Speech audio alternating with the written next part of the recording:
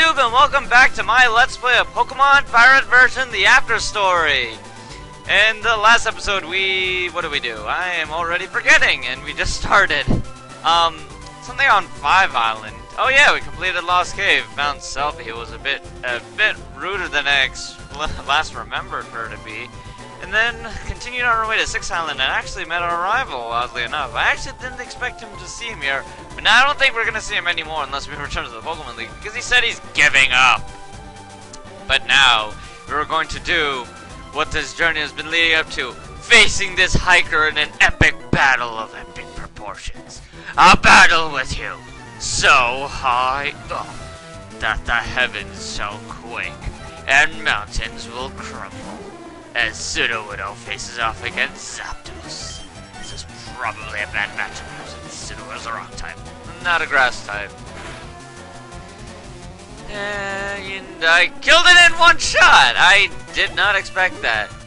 As many people actually tend to believe, they think Sudowoodo won't be affected by electric attacks because it's a rock type. Oh!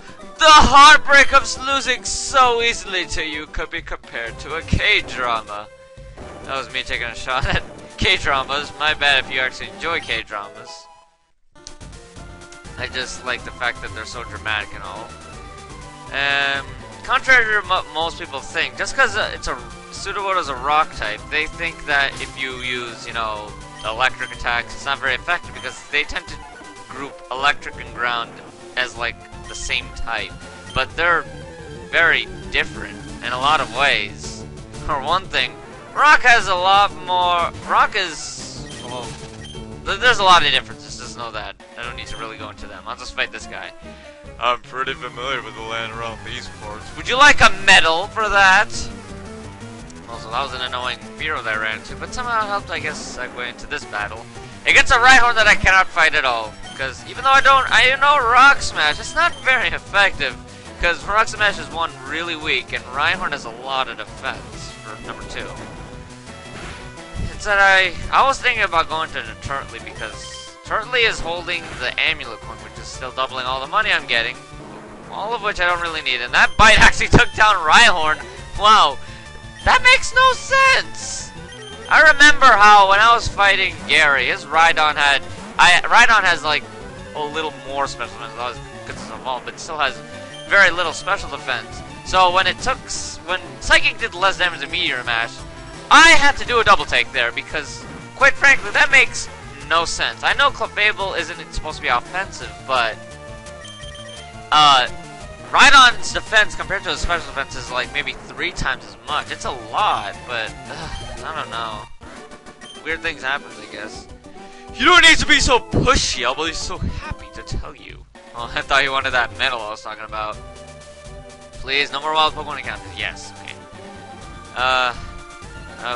More hikers? Oh well, I guess I can't use Zapdos because they're hikers and they might carry more rifles or other ground types. Yeah, I knew you could find me. Oh, that transition gets me every time. There appear to be many secrets still unsolved in this world, but of course, I, Ruin Maniac Stanley, shall discover and solve them all! And the world shall know my name. Sorry, Ruin Maniac Stanley, I'm gonna have to put a stop to those plans of yours. Oh, more memories are coming back. In FireRed, when I was, training Pokemon and trying to complete the Pokedex, if I had a water type or anything that knew a water attack, I'd bring them to this island because Surf is 4 times effective on these Ruin Maniacs Pokemon, and they don't have very good special defense. So even though maybe a level 20 would be able to take care of these guys really well, because combine the low special defenses with low speed, and practically any water type I brought with me would take them down. It was just that good. So it was really easy to level up Pokemon for me with water types if they were really weak here. And that's why I'm a bit familiar with their teams, more so than most other trainers I've been fighting up to this point, because if you remember the VS Seeker way back when I first got that, you can use that to reveal trainers. I've never used it though in this Let's Play because I don't really need to, but I used it all the time on these Ruin Maniacs when I was training water types. It seems I lost. I guess I'm gonna do more training. I'm curious, what compelled you to come here? Do you want the long version or the short version? Foster? You you a foster kid? I don't know if foster's even a real name or something. Ooh, Golem. We've never fought Golem. And obviously, if you didn't know, Golem is a fully evolved Pokemon of Geodude, evolved form of Graveler, which you do by trading after it's reached level 25 or higher from a Geodude. Which is odd, because Golem is the name of what type of Pokemon Golurk and Golett are. It's been so long since I battled, my instincts are off. Well, ain't that fantastic? It's been said that there are mysterious stones at this island. I suspect it has something to do with this ruins here. Well, you know, Stonehenge are a mysterious pile of rocks, but we can't connect them to anything, so who knows? Maybe... Actually, these rocks have nothing to do with the ruin in the middle of this island, which I'm trying to get to, but all these trainers on the way. A lot more trainers than I can remember. Although I really shouldn't be complaining. More EXP for me, right? And that's, that ruin in the middle is the reason why I brought Chiding, because the door is actually locked. As, you know, most mysterious places. And obviously you're going to need a very complex and, mysterious way to unlock it. And I already knew beforehand. That's why I took Chiding out of the box earlier. Because I actually remember the way to open the door. Oh, interesting. What? That I have a Zapdos? I mean, that is pretty interesting. I don't like how no one else notices. Okay. The door doesn't budge at all. To check it more thoroughly, well, why don't we? On a closer observation, there is several dots on the door. Gavshur, the Braille. So, if you, like me, had a Braille dictionary back when you were playing this game, which I still actually do, lying in the house, you'll notice that those 3 Braille letters actually spell the word cut. What? Oh, Nina knows cut. Why did I bring Chiding? Am I stupid or what? Oh, Chiding doesn't have cut. I taught it to Nina. Why did I? Could have just kept the egg. Oh well, too late now. But yes, the door said cut, and you were supposed to bring a cut to this place called the Dotted Hole. No, nothing here. I don't think you encounter. Oh, I think you do encounter wild Pokemon here. So, okay. Now there's another puzzle to this place. I actually forgot to mention. There's gonna be. It's much like the similar Lost Cave. There's gonna be 4 entrances, or whatever you want to call them, on all sides. And the only way to progress is by choosing the correct hole or entrance.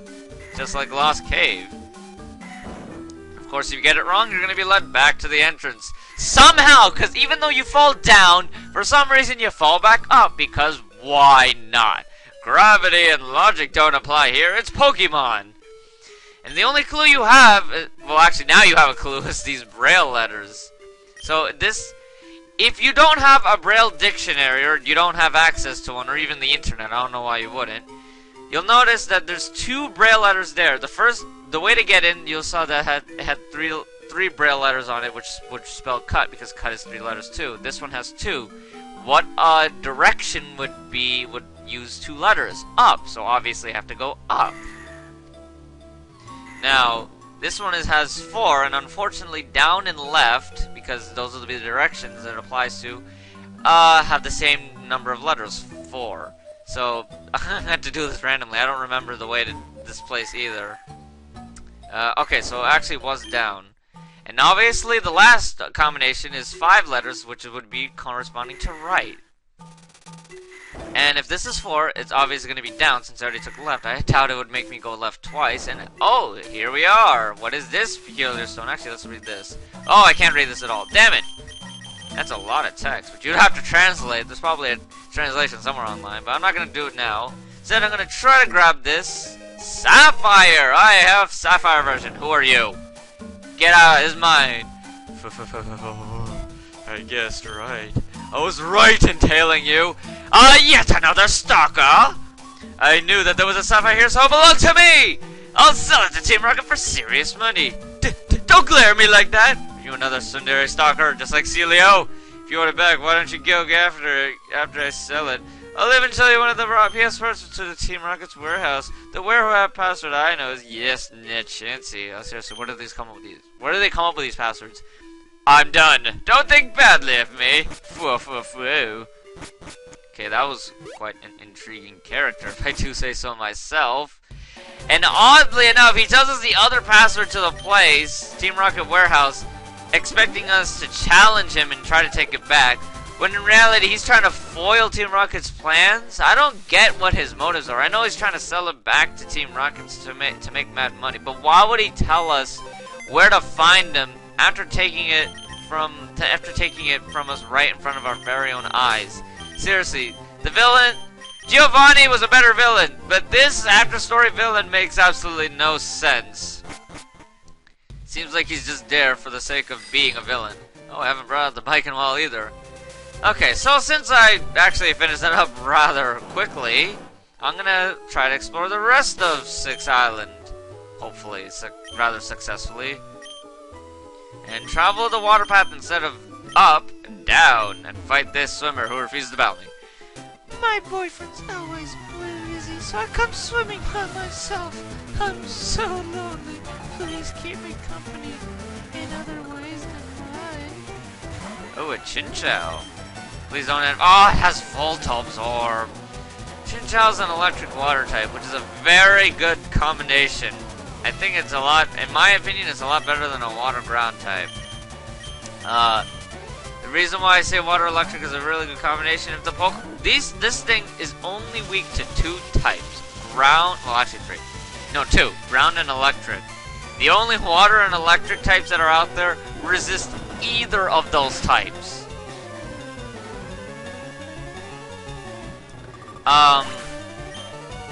Yes. They resist either of those types. I just lost my entire train of thought. Lantern can resist one of them. Actually, it doesn't. What am I saying? Well, water and electric, just like water, is only resistant, weak to 2 types. That's why it's kind of hard to kill them. Water as itself is a really good type.